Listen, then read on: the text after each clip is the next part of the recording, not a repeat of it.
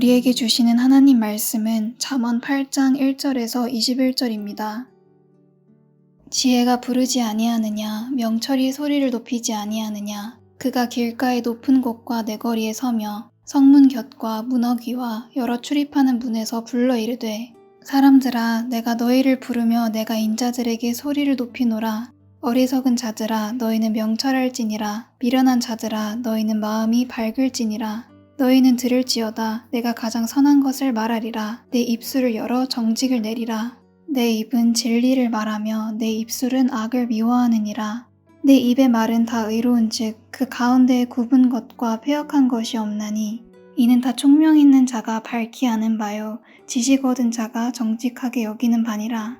너희가 은을 받지 말고 나의 훈계를 받으며 정금보다 지식을 얻으라. 대저 지혜는 진주보다 나음으로 원하는 모든 것을 이에 비교할 수 없음이니라. 나 지혜는 명철로 주소를 삼으며 지식과 근신을 찾아 얻나니 여호와를 경외하는 것은 악을 미워하는 것이라. 나는 교만과 거만과 악한 행실과 패역한 입을 미워하느니라. 내게는 계략과 참 지식이 있으며 나는 명철이라. 내게 능력이 있으므로 나로 말미암아 왕들이 치리하며 방백들이 공의를 세우며 나로 말미암아 재상과 존귀한 자 곧 모든 의로운 재판관들이 다스리느니라. 나를 사랑하는 자들이 나의 사랑을 입으며 나를 간절히 찾는 자가 나를 만날 것이니라. 부귀가 내게 있고 장구한 재물과 공의도 그러하니라. 내 열매는 금이나 정금보다 나으며 내 소득은 수는보다 나으니라. 나는 정의로운 길로 행하며 공의로운 길 가운데로 다니나니 이는 나를 사랑하는 자가 재물을 얻어서 그 곳간에 채우게 하려 함이니라. 아멘. 오늘 본문에서는 사람처럼 의인화된 하나님의 지혜와 명철이 적극적으로 사람들을 부르고 초대하는 모습을 볼 수 있습니다. 본문 1절과 2절의 말씀을 보시면 지혜가 사람들을 부르며 명철이 소리를 높인다 라고 말합니다.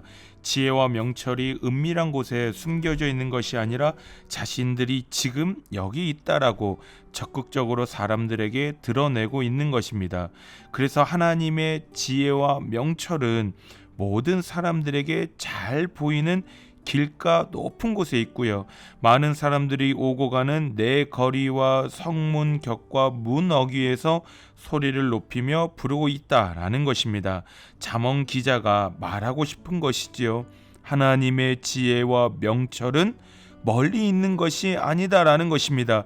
명철과 지혜는 은밀한 곳에 숨겨져 있어서 선택받은 소수의 사람들에게만 주어진 것이 아니라 하나님의 언약 백성 모두에게 허락되어진 것이다 라는 사실을 말하고 싶은 것입니다. 그래서 4절을 보시면 잠언 기자는 지혜와 명철이 사람들을 부르고 있다라는 사실을 다시 한번 반복하며 이 의미를 강조하고 있습니다. 이 참으로 아이러니하지 않습니까?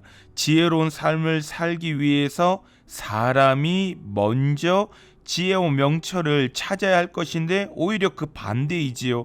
지혜와 명철이 나 지금 여기 있다라고 사람들이 다 오고 가는 누구든지 쉽게 볼 수 있는 그곳에서 사람들을 먼저 부르고 있더라라는 것입니다. 그렇다면 왜 이런 현상이 일어난 것일까요? 분명하겠지요. 사람들이 바로 옆에 하나님의 지혜와 명철을 두고도 그 옆에 있는 지혜와 명철을 붙잡지 않는 것입니다.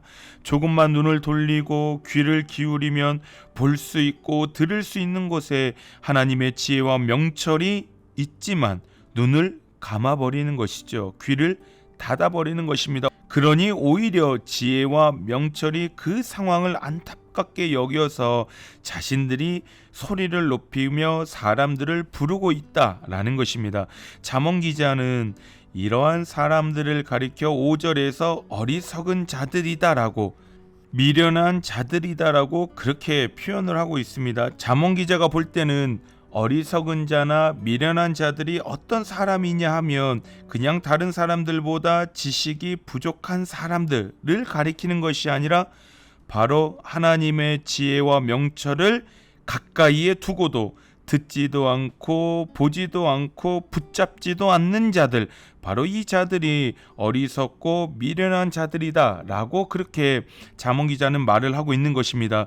이런 말을 하고 있는 잠언 기자의 마음이 느껴지시나요? 아니, 잠언 기자를 통해서 말씀하시는 하나님의 마음이 느껴지십니까? 아쉬운 겁니다. 안타까운 거지요. 때로는 답답했을 것입니다. 제가 한 번씩 교육자로서 교회를 섬기다 보면 잠언 기자와 같은 마음이 들 때가 있습니다. 우리 성도님들도 잘 아시다시피 우리 서문교회가 가진 가장 큰 장점 중에 하나가 바로 다양한 양육 훈련이 있다라는 것입니다. 그래서 우리 교회에 등록하신 많은 분들이 말씀하시기로 서문교회에 와서 가장 좋은 것 중에 하나가 바로 이 다양한 양육 훈련을 통해서 많은 영적인 유익을 누릴 수 있다라고 그렇게 말씀하십니다. 그래서 강의를 준비하는 저희 교육자들도 열심히 합니다. 최선을 다해서 지금까지 배운 모든 신학적 지식들을 총동원해서 어떻게 하면 더 큰 유익을 드릴 수 있을까를 고민하면서 강의를 준비합니다. 감사한 것은 매 학기마다 많은 성도님들이 열심히 들으시면서 많은 은혜를 누리고 계시다라는 것이고요. 조금 아쉬운 부분이 있다고 한다면 강의를 계속 들어오시는 분들은 저번 학기도 들으시고 이번 학기도 들으시고 아마도 다음 학기도 들으실 겁니다. 계속해서 강의를 들으면서 하나님의 지혜와 명철을 얻으며 은혜를 누리고 계시는데 지금까지 한 번도 안 들으신 분들은 계속 안 들으신다라는 것입니다. 특별히 막 과목을 준비하다가 아니면 다른 교육자의 강의 내용을 듣다 보면 와, 이거는 이분한테 꼭 필요한 수업이다. 야, 이분한테는 이 강의가 진짜 지금 유익하겠다라는 생각이 들어서 성도님, 이거 성경 공부 이번에 꼭 한번 해보시죠. 제가 볼 때는 이게 진짜 지금 필요해요 라고 말씀을 드리면 네, 목사님, 좋지요. 성경 공부 좋지요. 제가 근데 지금은 이것 때문에 저것 때문에 요것 때문에 지금은 좀 하기가 어렵습니다. 제가 다음에 꼭 할게요, 목사님 이라고 말씀을 하시죠. 안타까운 건 뭘까요? 다음 학기 때 제가 그래서 찾아봐요. 이분이 있겠지. 양육훈련 신청서에 이분의 이름이 있겠지 싶어서 기대하는 마음으로 막 찾아보는데 그 이름이 보이지 않을 때 제 마음에 잠언 기자와 같은 그 아쉬운 마음이 가득해지더라 라는 것입니다. 하나님의 지혜와 명철이 바로 옆에 있는 것이죠. 멀리 있는 게 아닌 것입니다. 숨겨져 있는 것이 아니지요. 누구든지 손을 내밀면 잡을 수 있는, 귀를 기울이면 들을 수 있는 그곳에 하나님의 명철과 지혜가 있는데 그 기회를 놓쳐버리시는 것 같아서 제 마음에 아쉬움이 있는 것입니다.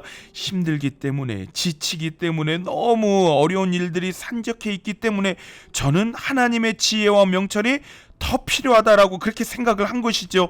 그 하나님의 말씀을 통해서 지혜와 명철을 얻을 때 그 지혜와 명철이 우리로 하여금 지금의 어렵고 힘든 일들, 그 상황들을 이겨나가게 할 겁니다. 그 지혜와 명철이 주는 그 통찰력을 가지고 오히려 하나님의 지혜로 지혜로운 삶을 통해서 그 어려움을 이겨나가며 살아가실 수 있기 때문에 저희가 권유하는 것이고요.